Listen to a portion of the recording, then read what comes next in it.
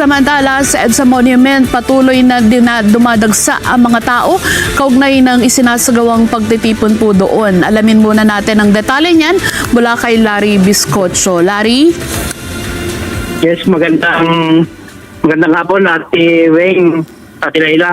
Narito po tayo ngayon sa EDSA Shrine kung saan patuloy na dumadagsa ang libo-libo nating mga kababayan sa isinasagawang pagtitipon upang ipaabot sa kasalukuyang administrasyon ang nagkakaisang tinig na ang dapat kasuhan at aresten ay ang mga totoong sangkot at magnanakaw sa kanang bayan at hindi ang mga personalidad tulad ni Senator Dante Marcoleta at marami pang iba na nag-iimbestiga at nagsisiwalat ng katotohanan, partikular na sa malawakang korupsyon na nangyayari sa ating bansa.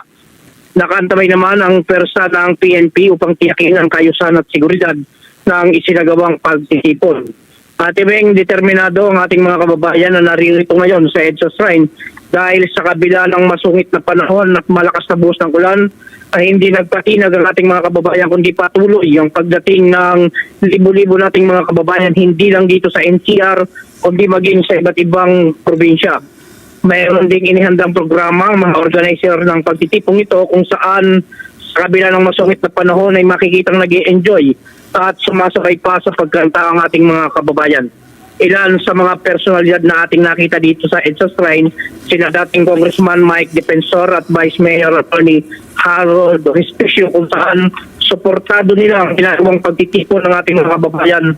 Panawagan nila na huwag ilihis ang investigasyon sa korupsyon kung saan ginagawang state witness ang mga sangkot sa korupsyon at kinakasuhan naman ang mga nagsisiwalat ng katiwalian. Ate Beng at Laila, yan muna ang update dito sa EDSA Shrine at patuloy natin babantayan ang kaganapang ito. Larry Biscocho para sa Net 25 Special Coverage.